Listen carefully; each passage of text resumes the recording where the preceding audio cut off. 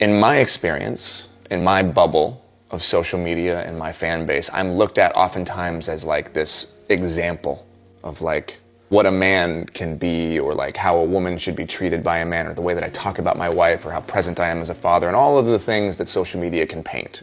And yet, there are times when I will say something to my wife because I'm in my wound that, like, if there was a camera on, I would lose all my followers. I'd be canceled in a heartbeat.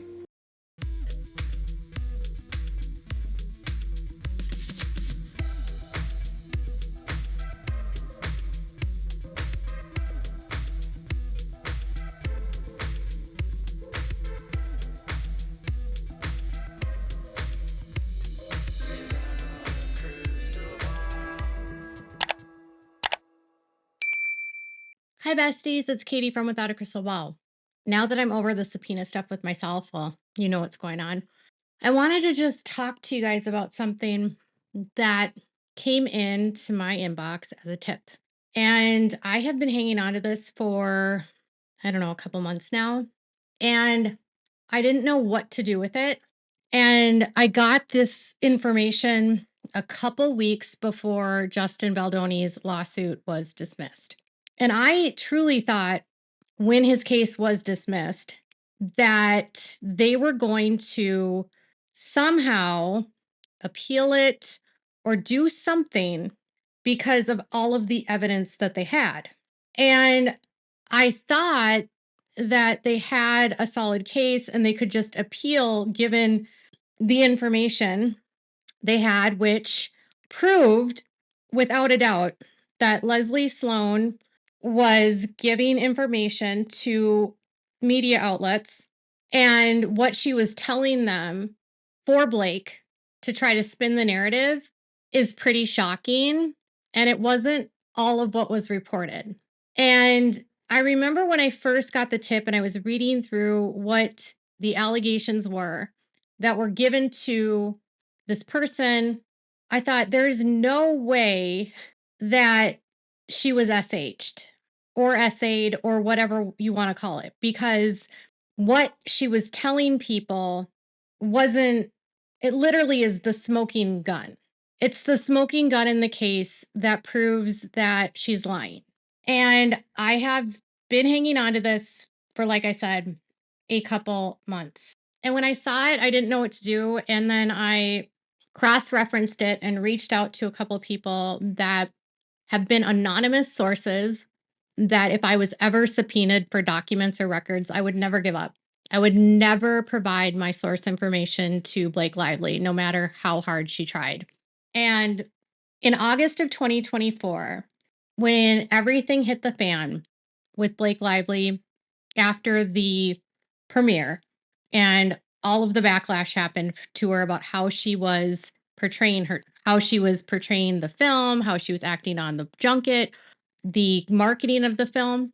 And I truly hope that you can recognize that now that you understand what she's done to us as content creators, there's nothing she won't do to try to flip a narrative so that it makes the other person look bad. Okay. So here are some of the things, and I'm looking at this in proof, and you can trust me or not. I think I've got a good track record on this channel, but this is how they were framing what happened on the set. This has nothing to do with just Blake, but with the way that Justin treated everyone on the film. Blake and Colleen worked endlessly on the project, and this is Colleen's story about her mother. The film is about abuse. And so for a man to try to control the narrative about the abuse of women is not acceptable. Do you remember how they were trying to claim that Blake's point of view wasn't taken into account? So they tried to frame it like because he was the director and had a director's vision, they were trying to flip it and say that a man controlling the narrative is wrong because he's the director. So it was like they're trying to plant seeds that no man should be in charge of a story about women unless women are involved in the ones directing it. This is how they framed it in terms of a man dictating how a woman and her story is told. So a man controlling the narrative about the abuse of a woman, they say it's the same as the government when they would try to tell women what to do with their bodies. So Blake was telling people, allegedly, that Justin trying to be a director on a film that he owned and that was his IP and that he directed and purchased and was making the film and financed, she told people that the fact that he was doing that was no different than a the government taking away the right to choose if you have an abortion or not. That's, like, such a strong leap, and it has nothing to do with sexual harassment. Get this one. The film has sex scenes. So for a man to direct a film involving intimate scenes with a woman without allowing the woman to have a voice is unacceptable. So Blake was planting seeds with people all over the media to make it sound like because a man is directing a film with a woman and that because a man is directing, it's unacceptable for any man to direct a woman having sex scenes, which is strange because her husband, Ryan Reynolds, had his hands all over Deadpool, the first movie, and the subsequent ones that had like really raunchy sex scenes. And I just find it ironic that it's like it's okay for Ryan to do that, but it's not okay for Baldoni. I guess it just depends on what man is involved. But the fact that it's like because he's a man, he can't do that. It has nothing to do with the fact that it's because he did something wrong. It's because he's a man. That has nothing to do with sexual harassment, although it's quite sexually loaded and it's implying that he did something wrong, which could be construed as a hostile work environment. And it says you cannot direct a film that is so personal about a woman dealing with an abusive man without allowing the woman's voice in or her perspective in, which is odd because again, Colleen was involved in all steps and Christy Hall is the screenwriter. So really it had nothing to do with him doing anything wrong to her. It was just the fact that he was a man and a man alone. And that she believed in my opinion, that it was only right for a woman to direct it, and I believe she was doing this for the sequel. And I just wish that they wouldn't have dismissed the case because stuff like this could have come out in the trial. Like, stuff like this could have proven and this could, I suppose, be used for defense, but at the same time, when she was running around in August telling everybody about what happened, she was implying that it had nothing to do with harassment, but instead had to do with like a woman is supposed to be in charge of a woman's movie, not a man, setting the stage that she should be the one to get the film for the next sequel. He took control and insisted that they do things his way. This angered everyone collectively. He also had issues with Colleen. He took control and insisted they do things his way. Imagine a director of a film taking control and doing things his way. So, and this is how she justified rewriting the script. Parts of the film were rewritten. They had to be because it needed to be, and they were rewritten under the instruction of Colleen Hoover. So she lied that she rewrote the script not because her husband wanted to, but because Colleen demanded it. There's no love for Justin from the cast on this film, and he will not be getting any praise from them in terms of the promotion. His acting was phenomenal, and there is no denying this. No one will ever be able to take this away from him.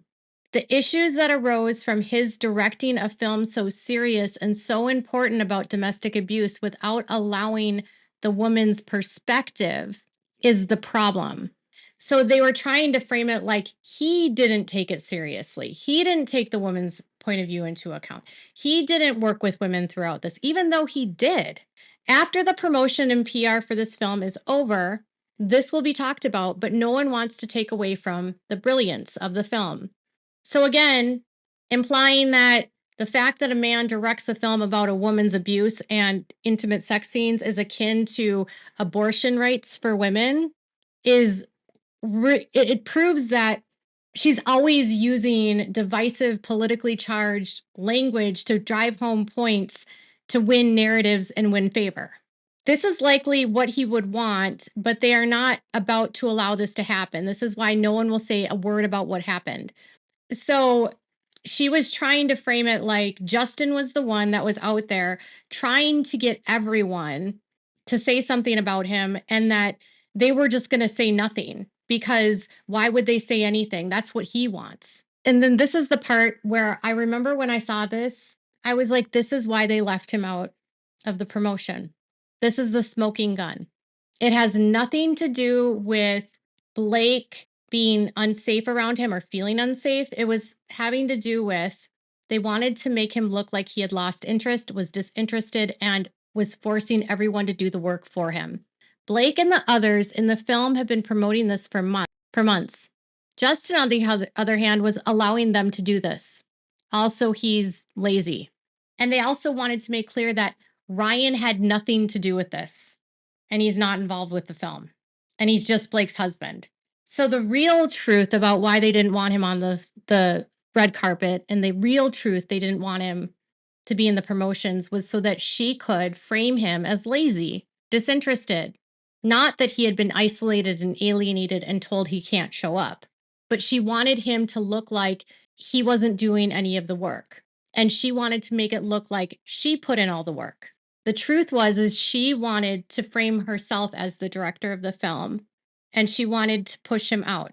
And I remember when I heard all of this, I was like, this isn't really about sexual harassment. Yes, she touches on sexually charged issues, saying a man can't direct a film of a woman, which is asinine. So many male directors direct intimate scenes, and a female intimacy coordinator was a part of this film. So it's a stupid argument. And then the idea that a man directing a woman about abuse is somehow akin to a man taking away your right to an abortion as a woman is insane and illogical. And really, it's just trying to frame it as though men should not be allowed to make films about women. And sure, that's a point of view, right? But I think she's really saying that because, in a way, who would be better than to make the next film? A woman. So it's like she's planting all these seeds like no man should have the right to make films about women so that she can be a woman that makes films about women. And if this set was so hostile and contained so much abuse and so much sexual harassment, why are the only complaints then that he was hired as the director and directing a film, and the audacity that he would show up to do his job? I mean, there are literally directors that's what they do. They don't give the actors and actresses feedback, or they don't give them the opportunity to take over the film. This has always been about Blake wanting the movie and the sequel. It's never been about sexual harassment. And the funny thing is that the story doesn't change, right? She definitely layered in innuendo around sexual harassment, implying that sex scenes were filmed and decided on without her consent. That's a like massive innuendo without saying it. But it's to me more so that nobody should tell a woman how to be a woman other than a woman. Justin was on the red carpet and he made a very strange comment. And they asked him about the sequel. And he flat out said, I think there's other people for that. I think Blake Lively wants that job, or she's ready for that job. Because that's what the entire fight was about. If there really was verifiable sexual harassment, and if what happened on that set really happened, the story would never have involved a fight over the film. It would have never involved Blake planting stories and seeds that Justin, because he was a man, had no right to make a woman's movie. Even though like Woody Allen makes women's movies all the time, uh like John Hughes was all about making women's movies. I could list a dozen directors that make women's films. There are wonderful female directors, right, that make women's films, but I think it's just that Blake wanted to be the woman. I don't think it mattered that he was a man. I think it was just that she wanted to be the woman to tell the woman's story, and she created this narrative that only a woman should tell the story. Because none of what she said is true. Colleen didn't demand script rewrites. He didn't have fights with Colleen on the set. He wasn't at odds with Colleen over things at all. In fact, Colleen was involved from day one, so much so that when she was going on the promotion, all the interviews felt very out of place because I'd never watched a book go to film where the author of the book is like so prominently featured in the promotions. It was very obvious how much care and like involvement she had just with the amount she was involved in the promotion itself. They gave that to her. That was a gift. They didn't have to do that. They allowed her to have her voice heard the entire time. They were involved with her the whole time. And it just makes me angry when I know I've been sitting on this for like months. And now that I'm going through a subpoena, knowing that she's just flat out brazenly lying about me, it just should tell people that no matter what she says, it's always a lie, no matter what. Because there's no reason to go to the media and have your publicist tell the outlets that the issues have nothing to do with Blake, that and then try to frame her threats like she's projecting onto Justin as well. Like, look at him. He's not even promoting the film because that's what she was threatening to do, right? Look at him. He's just so lazy. Look at him. He's so difficult on the set. Like, she's acting like he was so difficult on set because that's what she was doing. You know, I have thought about this so much and I've ruminated over this so much. And I've just thought, Blake, all you had to do was go out and buy IP. Hell, Colleen Hoover has how many books still that you could probably buy the rights to? There's dozens of authors out there that all you have to do is find the book and buy the rights. You don't need to steal somebody else's rights and take over a franchise. That's just like lazy. But I don't think she has the skills or even the team around her that would be able to have a pulse on what's trending, what's popular, what's interesting because she only cares about herself. And I think with Justin, he like kind of stepped into something almost by accident because the book wasn't as popular as it was until COVID. And then it became like this lightning rod juggernaut book that it was like almost fell into ass backwards in a way. And I just think that she resented the fact that he had a story that she wanted to tell and she felt she was better to tell it. And so did Ryan. And so they've come up with so many different stories.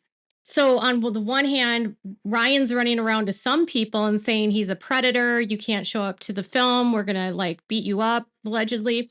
But then on the other hand, to the media, it's he's so lazy. Look at Blake having to do all the work herself. Poor Blake, she just put so much work into this film more than anyone else. She's the one that gave her heart and soul to this. She cared more about it than anyone else. Justin was just this brooding, wicked, evil guy that made everyone's life hell. And then if you keep telling people these stories over and over and over again, it becomes true. Think about it. Like, think about how there's still people today that are supporters of Blake and they say, you're just running the smear campaign. But I'm not. Blake was running a smear campaign against him. And now she's running a smear campaign against creators. And now she's running a smear campaign against the media. And she's running a smear campaign against Melissa Nathan. And she's running a smear campaign against Jen Abel. It's her that's doing it all. And then everyone she uses her femininity as a weapon. And there's been times even for me where I look at what they're saying about Blake and I get this like guttural like, oh, that's so awful to say that about a woman. But she elicits those kinds of angry feelings because of how evil she acts and how vindictive and retaliatory she is. I think it was best said that she's a malignant persona. And so knowing that I've sat on this for so long and I haven't told you guys, it just I had hoped that they would file an appeal. I had hoped that they would be able to show this. Maybe they'll bring this up in their case down the line. I don't know. I'm sure they know this. They have to know this. That's my maybe this is why they're so confident in their case against Blake. But so far, this information that I'm sharing with you today has never been shared by anyone. And I'll be the first cuz I'm tired of keeping secrets and I made my decision and followed evidence and this when I saw this was really the moment when I knew that everything she said about Justin was a lie. And I want to be clear, I'm not a Justin Baldoni supporter. I don't think it's fair for the Daily Mail to call me that. I didn't even know who Justin Baldoni was. I'm a seeker of truth, and I don't like it when people are being um, maligned if they don't deserve it. I really it could Justin really could represent anyone to me. It I'm not Baldoni, pro Baldoni. I'm honestly more than anything pro Jen Abel because of what happened to her phone and the viciousness of what they did to her and the invasion of her privacy. And yes, I support that Justin gets justice, but I don't support all of his views on life, you know? I don't support him unconditionally. There's things he thinks about that I don't agree with, but I don't agree with what she did to him. And I just wanted to share that this is the smoking gun. And I hope it might give you some understanding about why Justin knows that this case is ludicrous. And maybe it'll change some of your minds too. So, what are your thoughts? Let me know in the comments below. Make sure to give this video a thumbs up. Make sure to subscribe to my channel if you haven't subscribed and click the bell so you never miss a video. Thanks so much for watching. Bye, everyone.